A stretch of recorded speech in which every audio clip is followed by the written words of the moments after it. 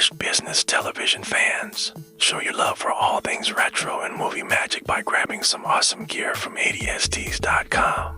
Your go-to spot for the best nostalgic t-shirts from your favorite movies, TV shows, and pop culture classics. Use promo code UBTV at checkout to save on your order and support unfinished business television. While you're at it, relive the classics or the memories. Shop now at 80sts.com with code UBTV.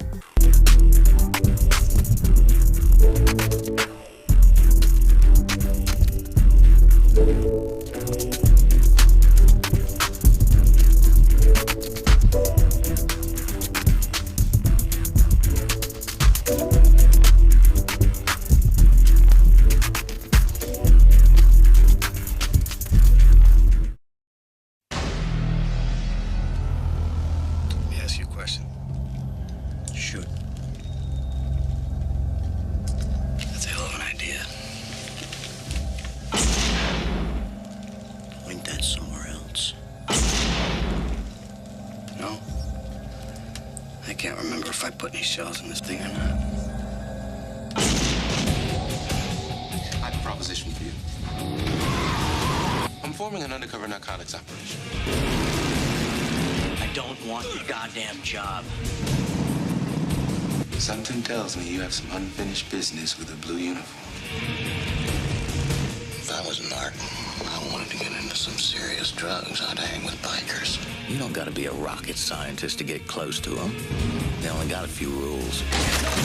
What kind of games do they play in Cleveland, Ohio? We like to play with guns. What are you gonna do? I think I'm gonna shoot him. I want to move some contraband. Buy it here, sell in the Midwest. What about guns? You want a goddamn rocket launcher? Want to talk business, or are we gonna kiss each other all day? You still a cop? Do you have any idea what would happen if they found out? I'll kill you without a second thought. Everything depends on what you do next. You jeopardized this entire operation. When you were a little kid, you were a victim. Now look what you've become. It's gotta stop. Some men are meant to stand between good and evil.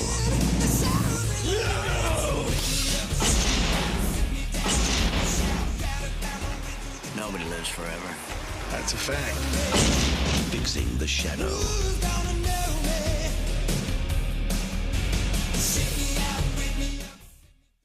Hey, folks, welcome back. We're here with our latest unfinished business television in the deep dive. But first, hi, I'm Jeff Galashaw, your host, Unfinished B2 on social media. I have many different names and many different disguises. But for right now, we'll go under Unfinished B2. And with me, as always, is Andre, the Last Vendetta Joseph of AJ Epics Productions. I cannot believe that this motherfucker beat Michael Jordan in 2-on-1 basketball. Extra points if you can name, before I name the film, who this mystery person is. But it is Mr. Charles Estevez, or better known as Charlie Sheen. And this week we're talking about his 1993 foray into a thriller called Beyond the Law, written and directed by Larry Ferguson, based on a true story, where he plays a recently fired deputy who agrees to go undercover as a biker for the state's district attorney to bust him for drugs and guns, this biker gang. And along the way, he finds love with a photographer played by the great Linda Fiorentino, and is brought into Michael Madsen's biker gang.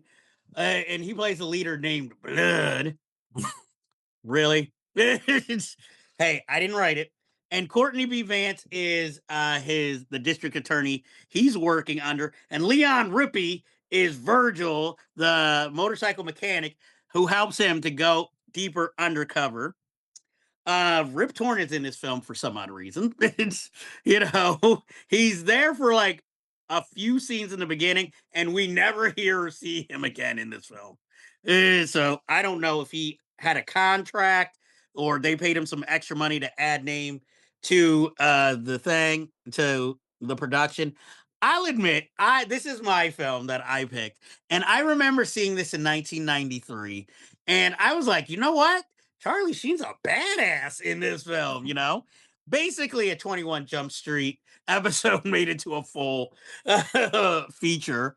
I feel like this is the character everybody thinks Charlie Sheen is in real life. This beard, and I have to say, I really liked his sunglasses in this film. This drugged out biker who I don't give a fuck. And as always, in these undercover films, we have to ask, where is the real person, and is he really the persona he's playing? Um, for those of you who are interested, there's some Linda Fiorentino nudity. This was before The Last Seduction, so she was still a struggling actress.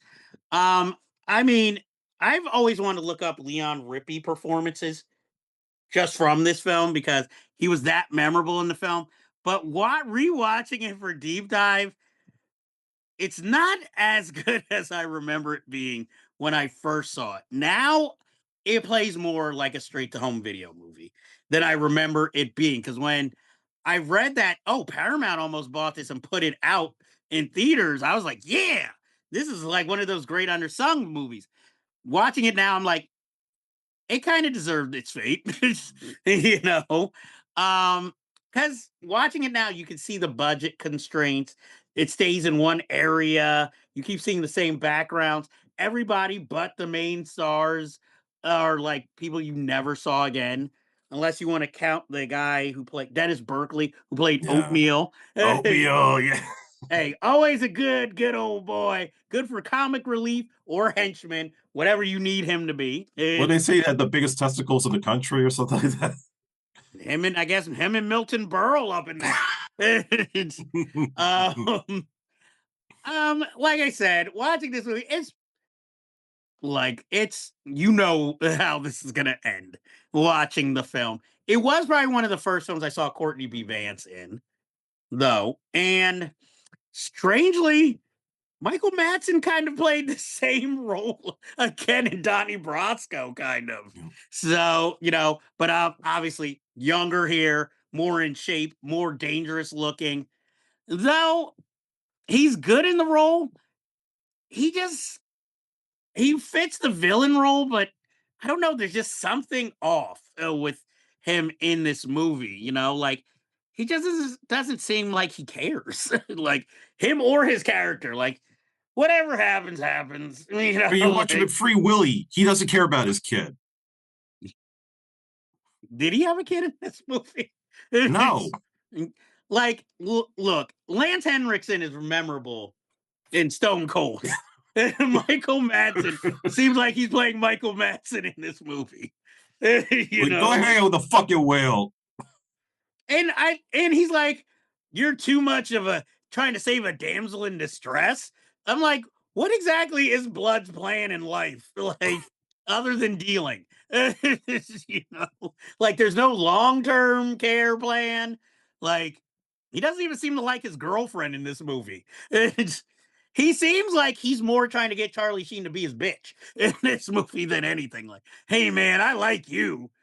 I need you to join. What do you mean you won't join my gang? And then that last scene of that, the next last scene of them together, I was willing to throw down, give you my colors and all this. It's like, really? You've known him for 3 months. That's my problem with undercover movies in general. Why is it always these people are supposed to be, I don't trust anybody, but then they fall in love with the new guy within a matter of weeks. It never occurs to them, hey, this guy is trying to go overboard on trying to prove himself to me. He might be a cop. That never comes up in these movies. And I know it's supposedly based on fact, but it's like, script writer. I mean, I know it's a movie, but you could have worked a little tighter on this. So, Andre, had you heard of this film before, and what did you think of Beyond the Law? I heard about it when it came out, but I never saw the movie. The only thing I remember was the poster of Charlie Sheen with the beard looking all badass. And I would usually pass by that poster at this video store on Beverly Road every time my parents took me from my grandmother's place because they had that poster up for like a good 2 years. They never took it down for some reason. Maybe that was a So high renter. it probably was, with all the action in it. So I didn't see this until maybe a couple of years ago, just, with Tubi and looking for old stuff, and it happened to be on, and I watched it. And I'm not going to say it really made any impression on me. I mean, I knew Charlie Sheen was, not really at his peak, but he was bouncing between action movies and doing Hot Shots movies. So it was like he was an action star, but he was also a comedic actor. And yeah, I kind of got the sense this was a straight to video movie because I knew it wasn't in the theater, so it had to have those qualities there. Like it looked like one of those the HBO Thursday night prime flicks. It basically has that quality to it. And it is shockingly violent. There's a lot of sex in here, a lot of drug use, which makes me wonder if he was doped up doing some of those scenes, because you really have to wonder. Well, I mean, he gets amped up just like in Navy SEALs, like when he's having the fights in the bar. And yeah, but at least here he's not trying to rape the female lead No. throughout it. Yeah, he tries to find the opportune times to be shirtless to show like he still has that Hot Shots shape, which he kind of does but doesn't. And he has this obsession with Indians and his whole history and his past dealing with this trauma of killing a cop as a kid, and yet he becomes like a deputy sheriff. So that's like this whole like ongoing thing that he's having these recurring nightmares. And that also is like probably one of the areas where the quality of the movie is not the greatest, I would say. And the part that really cracks me up, well, basically, you said this is like 21 Jump Street. This is like Wise Guy, but if it was not the mob, but biker gangs, because it's the same kind of concept. And, like with Donnie Brasco, he gets so involved, it starts to consume his life and affect his relationships all around. And two things that I think are very laughable in this movie is Courtney B. Vance, when he starts flipping out on him, he's like, I got an invitation to Washington, D.C. This guy's hey, he's a small town district attorney. Yeah, like you're getting your credit now. Like, ugh. And the bit when Courtney B. Vance introduces Charlie Sheen to the rest of the squad, because here's the guy that's it, and the slow clap, low 80s clap, and he's just standing there awkwardly like he's high. No, this doesn't work.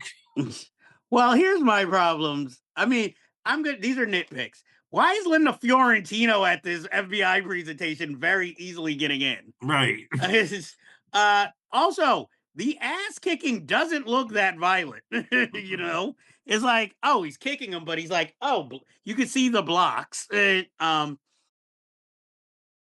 I personally think Charlie Sheen was most likely high during the making of this film. I mean, again, I like his scenes with Virgil. They have a good chemistry, and it's funny.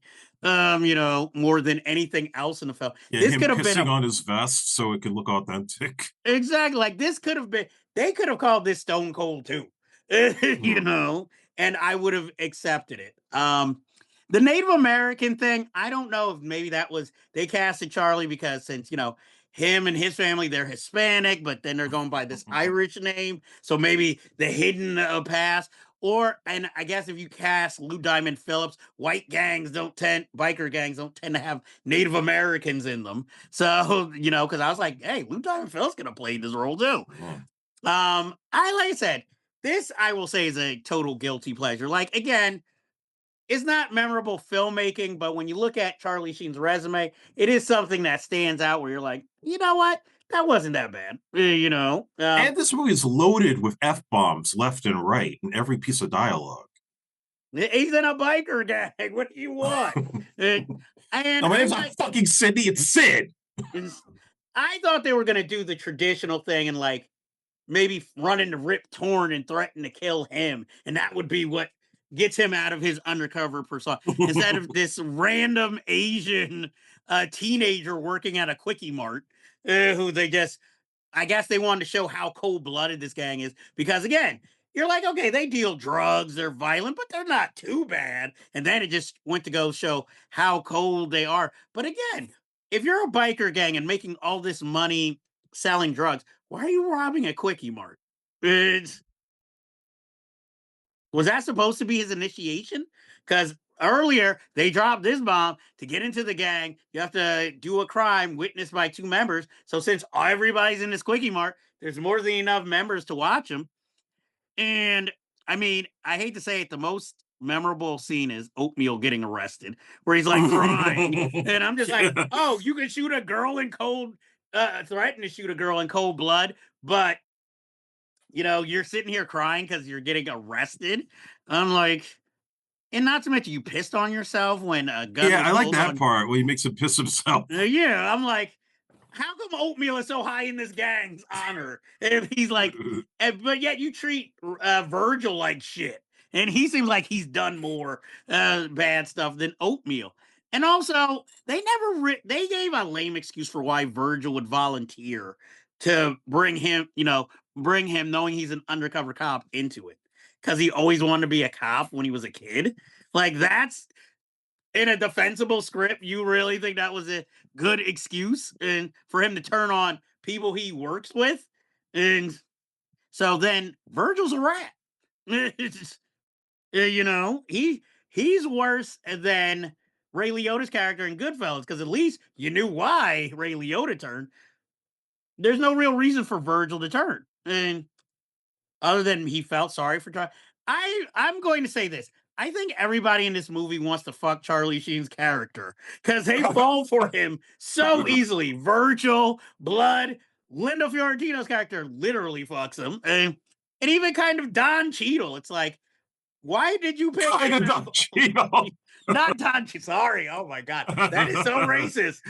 Courtney Vance. The conservative Don Cheadle, Courtney B. Vance, Mr. Angela Bassett.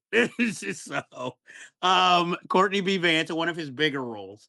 But I understand he's supposed to be this nerdy pencil pusher, and he's like, I got called by the head of the FBI, and it's like, and and when you clearly see this man is distressed and wants to get out of it, no, I've got to meet people in Washington. And like that, yeah, that shows you care. I mean, I guess that makes the character more identifiable because, like, hey, all of you who work normal jobs, don't you hate it when your boss doesn't give a shit about your mental state?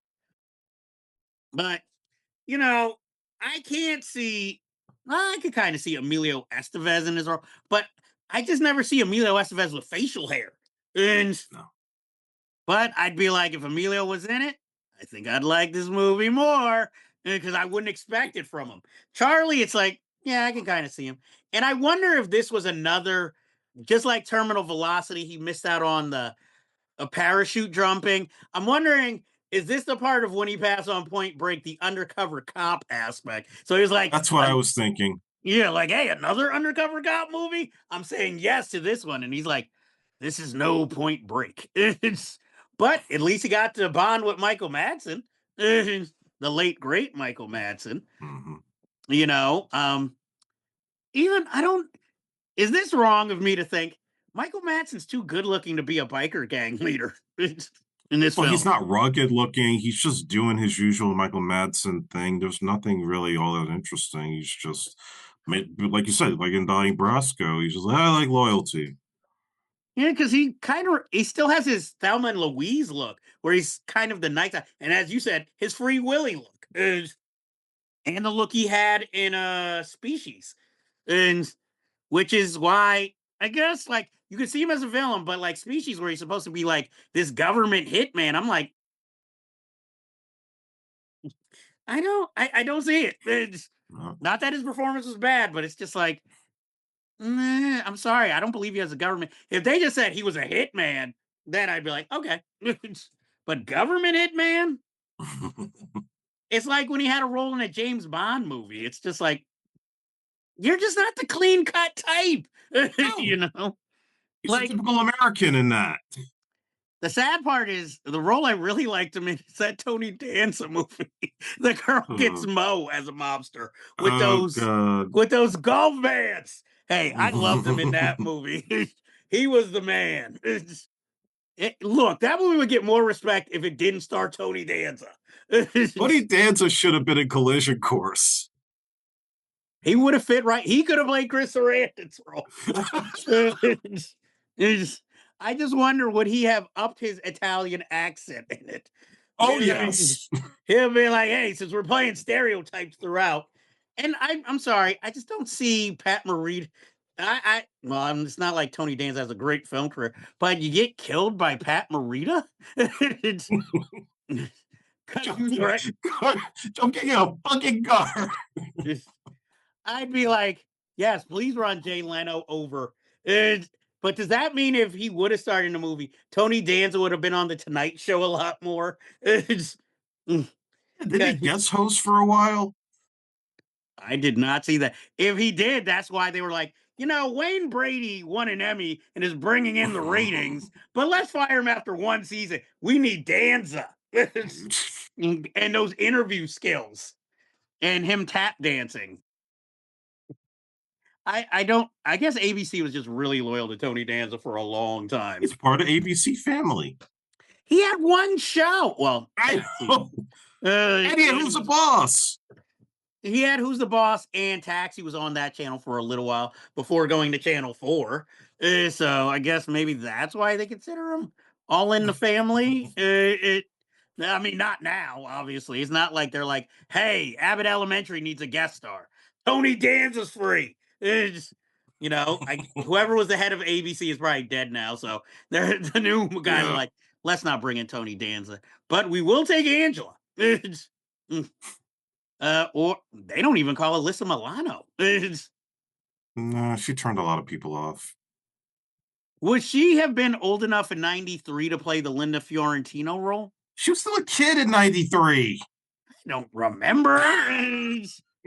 I'm like, I know at a certain point she turned into a sex pot. I don't remember the years. And because I just remember Poison Ivy too. Oh yeah. Yeah, son. I'm like, if they would have gone a more urban way, Ice-T could have played Blood.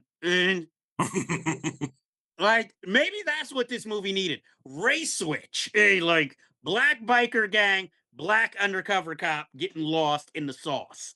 Other than In Too Deep, Yeah, but it can't be in Arizona. It's got to be like Newark. It could have been New Orleans. And Yeah, but or is a lot that of too movies set in New Orleans swampy? back then.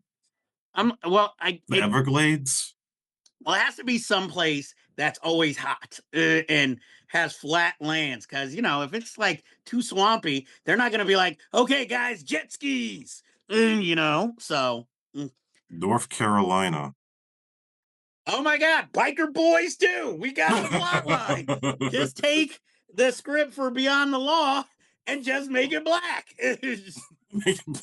And then take a white guy to play Courtney B. Vance, aka Don Cheadle's role. And like John McKinley. Be like, he likes being in black movies. So he'll be like, I got a call from the head of the FBI.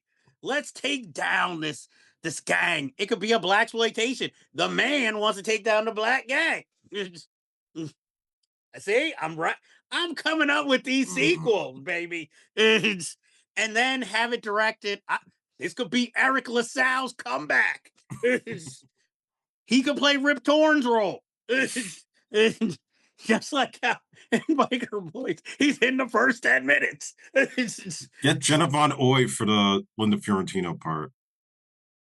That's a very old single mother that he's seducing then. I'm like, no. Back now you could get Megan Good. Yeah, back then. No. Don't as long as Jonathan. Well, maybe this is Jonathan. Jonathan made this Oh, comeback Jesus movie. Christ. And let him be Blood so he could try to overact it. And give him like an eye patch. It's gonna be my Poitier moment. Mhm. Yes, and this is gonna be my Oscar moment. But I need a good co-actor. Is Derek Luke still free? But anyway, I'm not gonna say this is a good Tubi find if you're looking Yeah. for something that's entertaining. It's not gonna be the best movie you've seen, but if you need to bone up on your good Charlie Sheen movies, watch this. Do not watch him in Deadfall for his cameo. Mm, but I do like his long, illustrious locks in this movie. And since everybody's trying to fuck him in the film, it's perfect. You gotta read the subtlety, everybody. Trust me, watch it. You'll see it. Fuck the Top Gun theory, the beyond the law theory. Everybody's trying to fuck Charlie. That's the name of this movie, and would get more viewers. Everybody's trying to fuck Charlie Sheen in this It's a movie. biker version of cruising, but with more subtlety. But just as much leather. Well, plenty of leather. Yes. It'd be funny if Oatmeal was trying to fuck Charlie. Feel like that scene in Innocent Man. No, I got an even better one. Make it like from Blood In, Blood Out. Give me that chocha. But say by Dennis Berkeley saying. No, that's different actor. I was gonna say, was Dennis Berkeley the guy who kidnapped Sam on Different Strokes? Didn't he say he would suck his dick in the movie? It was at gunpoint. He did give what's his name the nickname Dildo. Yeah, dildo. It's like, Maybe what's on your mind? Do you like pegging? Oatmeal was all about the raping of men in this movie. It's, like I said, everybody wants to fuck Charlie. You have Everybody Hates Chris. Everybody wants to fuck Charlie. I'm like Charlie Sheen. We should pitch this as a series. Your character always going undercover, and everybody trying to have sex with you on the low because you're so charming. And hey, he's bisexual in real life. So every episode they might actually get Charlie. So I'm like, now will Martin Sheen be cameoing in this? Oh Lord. Again, why Rip Torn? Why not get Martin Sheen to play that role? He will not comment On anything at this point. And especially now that we've pointed out the subtlety, is maybe Rip Torn got some of Charlie, his character in the film, and that's why he disappeared. And nothing happens to that asshole boss of his who's clearly on the take. You're telling me you didn't want to snitch on him while you're getting all these other people arrested? And why did they not spend the extra money and get the Rod Stewart version of Broken Arrow as he walks away, stripping off all the things of him being undercover? And This movie has enough budget problems as it is. did Larry Ferguson go on to direct anything else after this? Not that I recall. I know he wrote the Rollerball remake. And just like the director of that Rollerball remake, he hasn't made anything since. Yeah, nothing major. I'm like, I like John McTiernan. I don't mind Larry Ferguson, but I just wonder, was the script more expansive and he had to work with the budget they gave him? Or was it always like this? Like he shot everything he wrote. And I think he just had enough money to do like a gun crazy type budget and didn't know how to make it work. yeah, because it feels like all the locations are the same almost. Yeah. And I know Arizona looks better than that. So I'm just like, like I said, I give it a mild recommendation if you are like me, a Charlie Sheen fan. Or if you want something that's good, one of the better Tubi movies from the past, check it out. Andre, do you have any final words on Beyond the Law?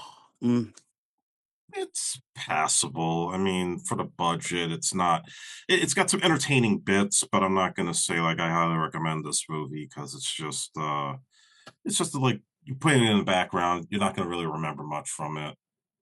Yeah, I feel like this is another one that had probably good stories about the making of it, than maybe the product.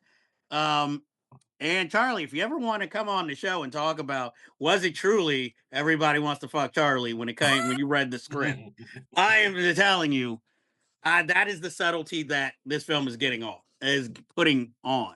So, until next time, folks, we promise you a stronger movie for our next episode.